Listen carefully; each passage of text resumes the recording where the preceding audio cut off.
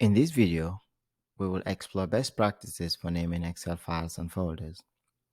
Remote work has made naming files correctly even more important.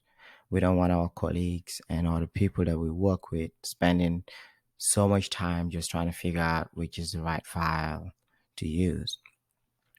So let's just look at what naming files wrongly can cause. So one of the key things is confusion. Your internal team might be struggling to find your latest file. They might end up using the wrong one and make wrong decisions out of those. And also external stakeholders in cases where you share files with other people like banks and the likes, you might actually cause issues and that could affect the company negatively. Now, if you save your files correctly, you won't have a lot of incidents related to lost files, and you won't be wasting people's time finding the right files, and the risk of making wrong decisions due to wrong files get reduced significantly. So that's why this topic is very important, and I have seen it happen, and I've also seen many people who have a lot of years of work experience and significant amount of education name files as book one, book two. Funny, but it's true.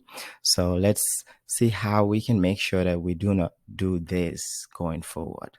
So I have 5 bullets here that I consider the naming conventions for files. So the first one is a reasonable length. Make sure it's not too long. It has to be consistent. If it's revenue, and everybody understands what the file is, the file name. Unique in the sense also that it's easy to retrieve the file and there's no confusion between the specific file and other files. Also, the file name should indicate what is in the file. You can't have revenue metrics and then you have expenses analytics in that revenue metrics model or something.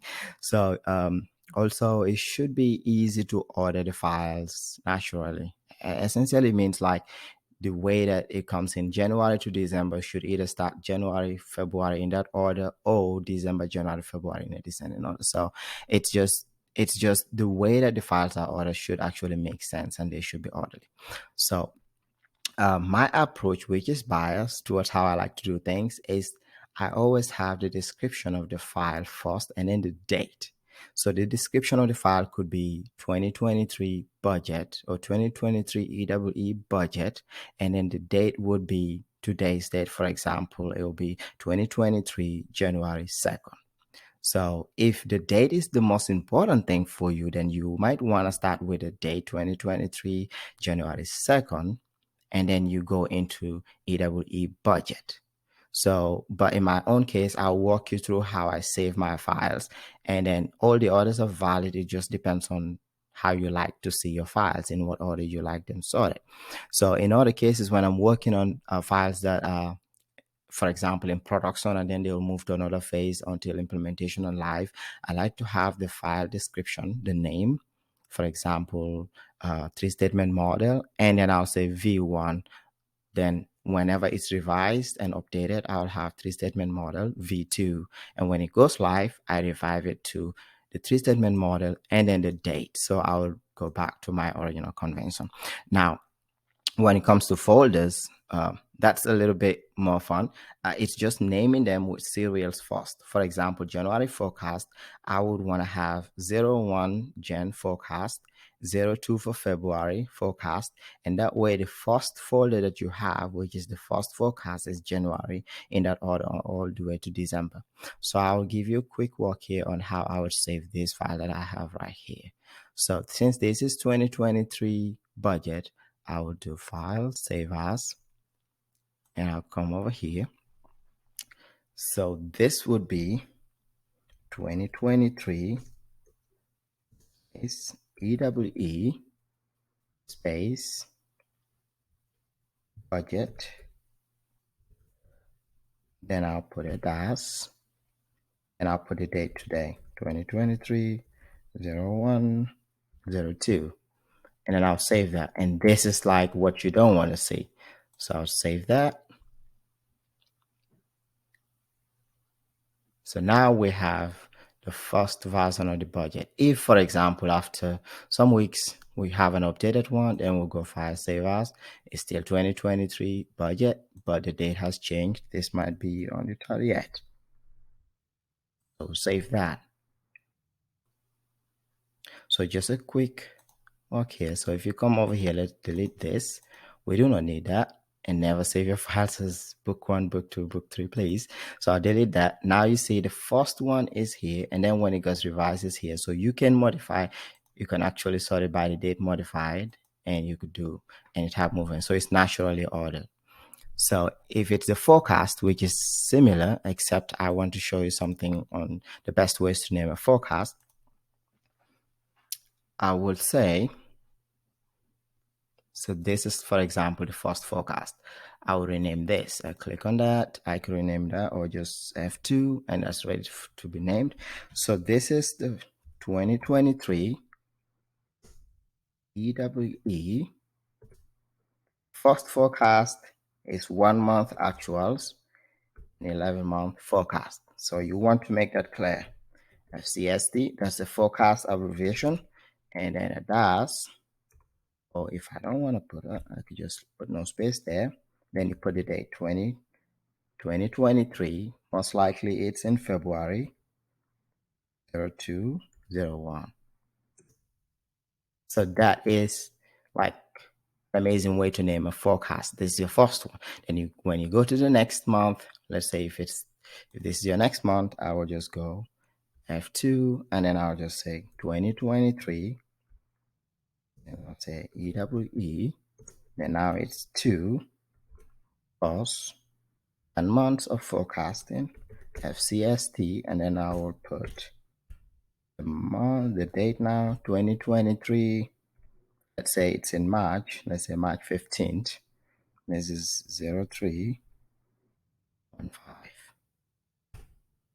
So you see, now it is ordered in this way. And even if you want to take it to the next level, let's now go into another forecast now. And I'm going to show you something here.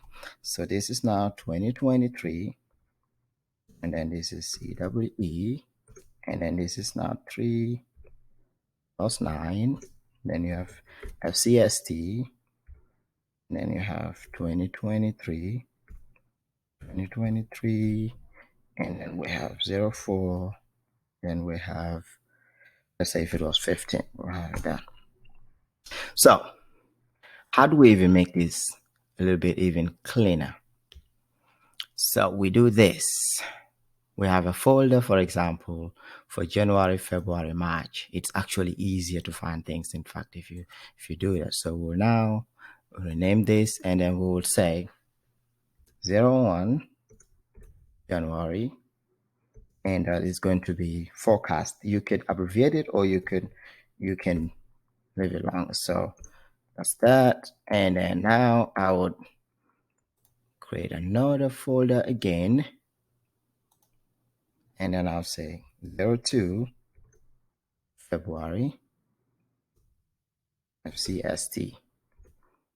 And the same thing, I'll create another folder for March. You could do this all the way to December, just so you're always ready. Then I'll say this is NR20 forecast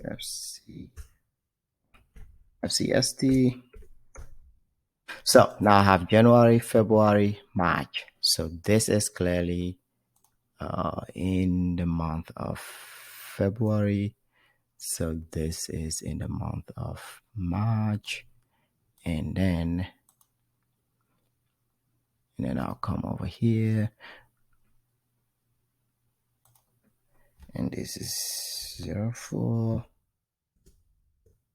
April FCST. I'll just drag this and drop it in here. So now granted, January forecast in most cases is the same as the budget. So that's why you don't see anything here. So if you go into February, you'll find the February forecast there. Then you have March. So by March, we had 2 months of actual and 10 months of forecast. So in that order, same thing, 3 months, 9 projects on. So you see the way this is ordered. It's easy for you to just hop in there and find the exact file that you're looking for. And it's not ambiguous what folder is the latest one or which file is actually the newest one. So this is how you actually This is how you make sure that you have the right names and everything is put in the right order and people are able to find what they need. Time is not wasted. The wrong choices or decisions are not made. You don't create confusions and inefficiencies.